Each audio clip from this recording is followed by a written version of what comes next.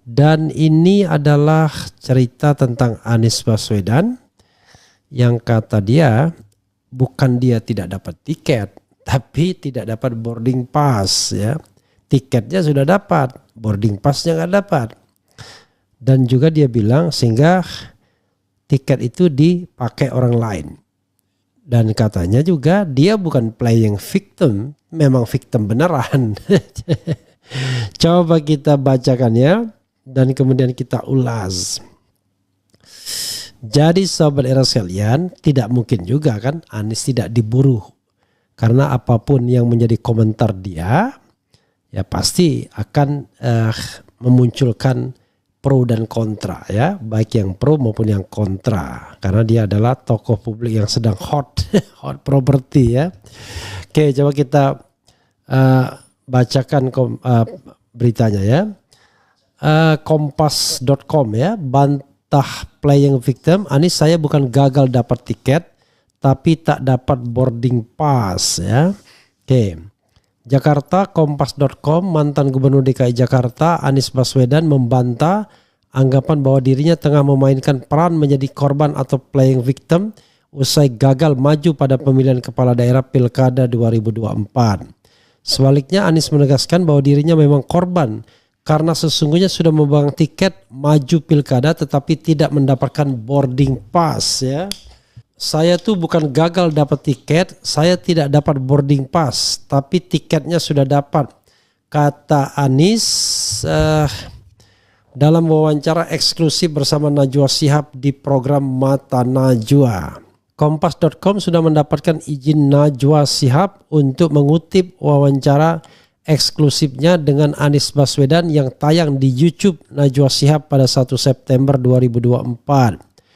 Coba bayangkan, jadi ini bukan playing victim, ini victim benaran. Ini cerita tentang bagaimana kedaulatan partai yang sedang mereka gunakan terus kedaulatannya hilang, ujar Anies lagi. Dia menegaskan kenyataannya adalah sudah ada partai politik parpol yang mengusulkannya, lalu partai-partai tersebut memproses usulan tersebut. Namun mantan calon presiden capres itu menyebut bahwa satu persatu partai tersebut tidak bisa melanjutkan dukungan tersebut. Ini adalah kenyataan yang disaksikan oleh rakyat Jakarta dan rakyat Indonesia. Ketika kenyataan disampaikan, coba deh kita lihat nih kenyataannya. Partai sudah mengusulkan, partai sudah memproses, kemudian satu-satu dalam posisi tidak bisa melanjutkan, katanya. Diketahui Anies memang sempat dideklarasikan oleh Dewan Pimpinan Pusat DPP Partai Keadilan Sejahtera PKS dan Partai Nasdem sebagai bakal calon gubernur cagup yang akan diusung di Jakarta. Bahkan PKS sudah menduetkan Anies dengan kader mereka Sohibul Iman untuk maju pada Pilkada Jakarta.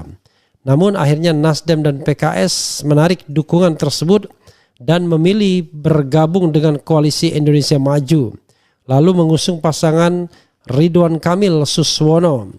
Sementara itu Dewan Pimpinan Wilayah Partai Kebangkitan Bangsa PKB Jakarta juga sempat mengusulkan Anies sebagai bakal cagup ke DPP PKB, tetapi pengusulan tersebut tak kunjung berbuah menjadi deklarasi resmi. Kemudian Anies juga menjadi salah satu dari 10 nama yang diusulkan DPD Partai Demokrasi Indonesia Perjuangan PDIP Jakarta ke DPP PDIP. Sempat terbangun komunikasi yang serius, bahkan muncul wacana menduetkan dengan Rano Karno. Anies akhirnya batal diusung oleh PDIP. Partai yang digawangi Megawati Soekarno Putri tersebut memilih untuk mengusung kader mereka sendiri, Pramono Anung Rano Karno, pada Pilkada Jakarta. Intervensi kekuasaan. Dalam kesempatan yang sama, Anies juga sempat menyinggung soal intervensi kekuasaan yang membuat parpol kehilangan kedaulatan untuk mengusung calon pilihan mereka sendiri pada Pilkada 2024. Tak hanya berbicara mengenai dirinya yang gagal mengikuti kontestasi Pilkada, Anies menyebut bahwa hal itu terlihat dari banyaknya kotak kosong pada Pilkada 2024. Kalau jumlahnya lawan kotak kosong 3, 5, 10 barangkali boleh. Memang barangkali tempat itu ada calon-calon yang sangat populer sehingga tidak bisa dikalahkan. Tetapi kalau sampai hampir 10% dari pilkada itu bertarung dengan kotak kosong, ada sesuatu ini, ujar Anies. Meskipun dia mengatakan jumlahnya semakin berkurang setelah ada putusan MK yang menurunkan ambang batas pencalonan kepala daerah oleh parpol atau gabungan parpol. Anies pun berpandangan bahwa fenomena kotak kosong yang berawal dari aksi borong partai tersebut pasti dikendalikan oleh siapapun yang memiliki kekuasaan. Pengendalian oleh siapapun yang bisa memiliki kekuasaan tidak bisa dikendalikan tanpa kekuasaan. Nah, apakah ini adalah satu pihak, dua pihak? Kita nanti harus lihat ya. Tetapi harus ada pengendali, kalau enggak mungkin katanya. Namun Anies menolak mengungkapkan asumsinya saat ditanya soal aktor kekuasaan yang mengendalikan itu semua. Kita nggak tahu sesungguhnya siapa yang mengendalikan ini semua. Oke, kita bisa berspekulasi tapi kita kalau ditanya tidak bisa tahu saya, ujarnya. Diketahui Anies sempat menyebut bahwa partai tersandra oleh kekuasaan saat buka suara ke publik terkait dirinya yang batal maju sebagai bakal cagup pada Pilkada 2024. Hal itu disampaikan Anies dalam video yang diunggah di kanal YouTube pribadinya pada 30 Agustus 2024. Anies awalnya mengaku ada pihak yang mengusulkan kepadanya agar masuk ke partai politik tertentu. Namun menurut dia berbagai partai tersandra oleh kekuasaan untuk memasukkan seorang Anies sebagai kader atau anggotanya. Nah gini, kalau masuk partai pertanyaannya partai mana yang tidak tersandra oleh kekuasaan, kata Anies. Jangankan dimasuki, mencalonkan saja terancam. Agak berisiko juga bagi yang mengusulkan. Jadi ini adalah sebuah kenyataan nih. Jadi kita lihat saja ke depannya, ujarnya lagi.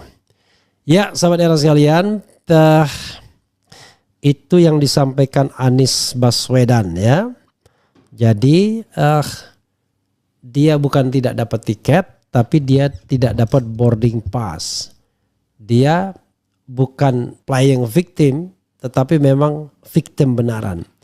Jadi kalau sobat era sekalian membaca Tempo ya yang edisi 2 September akan tahu. Di situ ada cerita mengenai komunikasi si bapak dengan si ibu yang mengatakan bahwa kalau si bapak setuju dengan putusan MK, maka si ibu tidak akan mencalonkan Anies Baswedan. Jadi sobat era sekalian, that's politik yang ingin saya katakan ya. Jadi karena itu adalah politik, ya sudah mau diapain lagi. Jadi sekali lagi itu adalah politik dan kita tidak bisa kemudian mengatakan bahwa ya begitulah politik. Kata Iwan Fals, tak selamanya politik itu kejam. Artinya politik itu kejam. Artinya kalau Anda kemudian lebih mendahulukan soal kepentingan partai politik, kepentingan kelompok, kepentingan pribadi, ya wajar kemudian. Semuanya berada pada sebuah kalkulasi. Nah kalkulasinya adalah bahwa Anies tidak maju itu, Anies tidak boleh maju itu disukai oleh semua kalangan yang merasa terancam dengan eksistensi Anies yang 2029 ya. Bayangkan di 2024 ini saja tanpa modal partai politik, tanpa modal finansial, dia bisa menjadi nomor 2 paling tidak.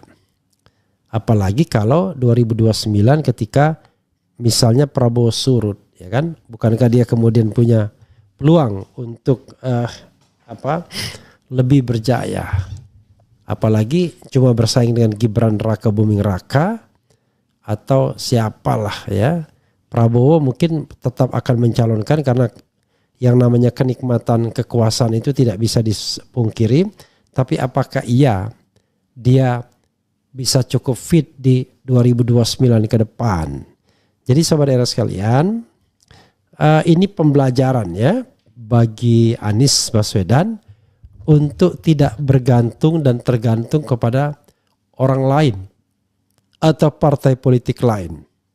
Jadi kalau seandainya memang Nasdem gampang diancam, kemudian PKB gampang diancam, PKS gampang dibujuk, PDIP mungkin ada agenda tersendiri, tukar tambah, maka ya itulah sebuah hal yang harus diterima sebagai sebuah kenyataan.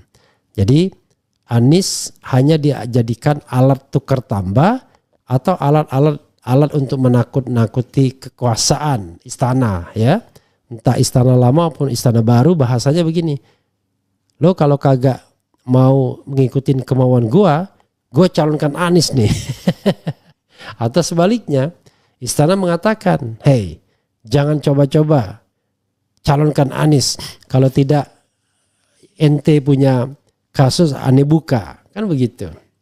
Atau sebaliknya, yang dibujuk mengatakan udah, nggak usah nyalonkan Anies, kalau cuma wakil doang kami juga bisa kasih, bahkan kami bisa kasih bonus kursi kabinet, ya kan. Jadi saudara sekalian, itulah politik, dan pada titik inilah Anies harus memilih tegas, mau tetap berada di kancah politik atau balik sebagai seorang moralis ke kampus saja, seorang pengajar. Kalau tetap berada di kancah politik, maka tidak ada cara lain, bangun partai politik. Jangankan dengarkan orang lain. Kalau pilihannya untuk berkiprah di dunia politik, tapi kalau pilihannya balik ke kampus, ya sudah, jadi seorang moralis, jadi pengajar, jadi guru bangsa, jadi aktivis, ya, yang tidak punya orientasi kekuasaan. Biarkanlah mengalir begitu saja. Tapi kalau ingin berpolitik, ya dirikan partai politik. Dan sobat era sekalian, saya tahu Anies Baswedan, ya, karena saya satu angkatan. Anies tipikal bukan orang yang apa istilahnya, tidak struggle untuk dunia politik. Di kampus dia pernah menjadi ketua senat